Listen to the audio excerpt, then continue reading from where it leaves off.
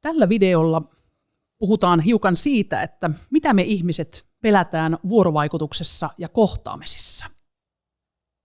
Meillä on oikeastaan, kun mä oon tätä pelon keittoa keitellyt ja rohkeuden soppaa hämmentänyt, niin mä oon tullut semmoisen tulokseen, että meillä on oikeastaan 2 semmoista isoa fundamentaalista pelkoa, jotka jotenkin lävistää meidän koko olemisen. Ja yksi on sellainen, että tästä itse asiassa monet runoilijatkin kirjoittaa, että me ei haluta tulla jätetyksi oman onnemme varaan. Meillä on hyvin semmoinen iso vastentahtoisuus sille tietyn tyyppiselle yksinäisyydelle, joka on sellaisessa maailmassa, että meitä ei oikein mikään kannattele. Se on yksi tällainen pelko, mikä voi meidän maailmassa olla. Ja toinen iso, hyvin fundamentaalinen pelko meillä on se, että me oikeasti löydetään oma suuruutemme. Mä olenkin jotakin enemmän kuin mitä multa odotetaan. Mä en istukaan siihen raamiin ja muottiin, mikä mulle on asetettu tai laitettu jossakin työpaikalla tai elämässä ylipäätään.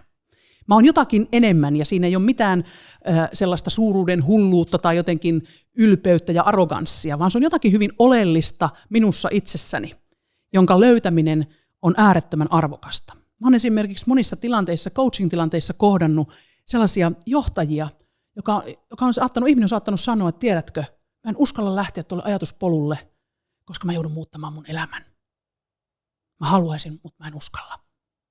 Eli niin isojen asioiden äärellä ollaan, kun me puhutaan, että pelkään oikeasti löytäväni itseni ja oman suuruuteni. Mihin kaikkeen olen kykenevä ja mihin pystyn, jos en asettaudu niihin ennakko-oletusraameihin, joita meidän sosiaalinen ympäristö aika helposti meille järjestelee. Meillä ihmisillä on myöskin valtavan syvä kuulumisen tarve. Se on niin syvä se meidän kuulumisen tarve, että me ollaan sillä alttarilla valmiita uhraamaan se, ketä me oikeasti ollaan. Ja helposti lähdetään olemaan ja muokkaamaan itseämme joksikin toiseksi, jotta meidät hyväksyttäisiin ja jotta me voitaisiin kokea kuuluvuutta. No tässähän on tietysti sellainen valtava kuoppa, että kun me lähdetään semmoiselle tielle, niin lopulta me kadotetaan itsemme. Ja hetken päästä oma ääni ei ole enää tuttu. Oma minuus, näkyväksi tuleminen on kadonnut. Nämä on sellaisia isoja asioita, kun me puhutaan peloista ja semmoinen, musta semmoinen asia, josta pitäisi puhua paljon enemmän työyhteisössä. Saadaanko me olla, ja ihmissuhteessa muutenkin, että saanko minä olla se, kuka minä olen? Saanko minä kuulua tässä porukassa sellaisena kuin minä olen? Vai täytyykö mun jotenkin kompromisseerata itseäni, jotta mä tulen hyväksytyksi?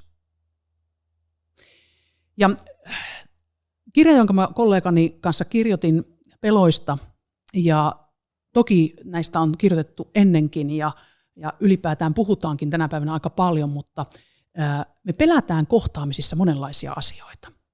Ja mä sanon tässä muutamia asioita, jotka on tullut vastaan, joita me ihmiset pelätään siellä kohtaamisissa ja vuorovaikuttamisessa, niin anna näiden sanojen oikein laskeutua itseesi ja pysähdy sillä tavalla kuuntelemaan, että miten se sana sinussa resonoi. Ja voit ajatella siitäkin näkökulmasta, että tunnistanko mä jotakin tässä itsestäni. Ja voi olla, että tunnistat monesta. Ja voi olla, että vaan jostakin. Mutta se, mitä me pelätään, niin on aggressiivisuus. Me pelätään usein tunteiden näyttämistä. Me pelätään epäonnistumista. Me pelätään torjutuksi tulemista. Me pelätään väärässä olemista. Me pelätään heikolta vaikuttamista. Ja voi sentään, kuinka me ihmiset pelätäänkään häpeää. Me pelätään vallan menettämistä. Me pelätään hallinnan menettämistä. Me pelätään hyväksynnän menettämistä. Me pelätään nähdyksi tulemista. Me pelätään myös näkymättömäksi jäämistä. Me pelätään tyhmältä vaikuttamista. Me pelätään hyväksi käytetyksi tulemista. Me pelätään, ettei meistä pidetä. Me pelätään tunneintensiteettiä. Ja me pelätään sitä, että meitä ei kuulla.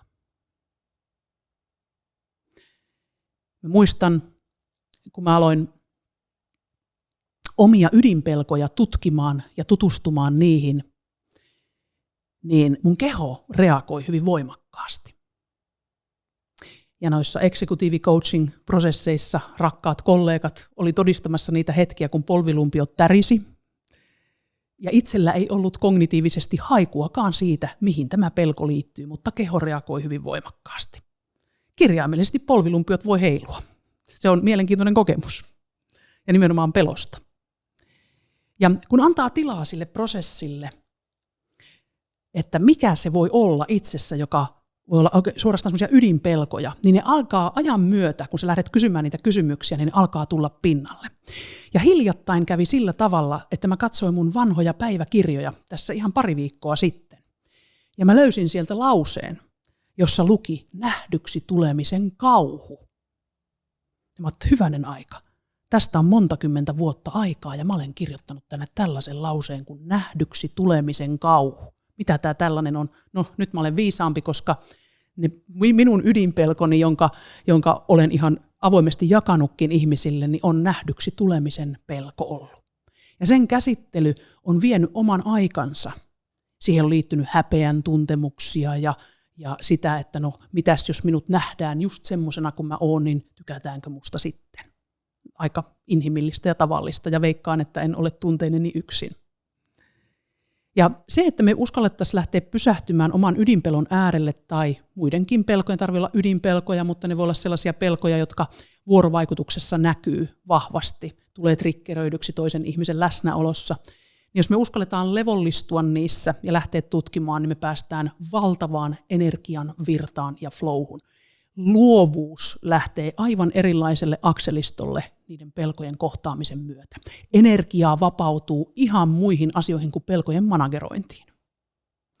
Ihmissuhteisiin tulee orgaanisuutta, sellaista elävyyttä ja huokosuutta, että sun ei tarvitse pohdiskella ja miettiä niitä asioita, että no miltä mä nyt näytän tai miltä mä nyt kuulostan tai mitähän tässä nyt tapahtuu, vaan että mä voin levätä siinä toisen ihmisen äärellä ja siinä kohtaamisissa. Kaikissa niissä tunteissa, mitä sillä hetkellä haluaa tulla näkyväksi.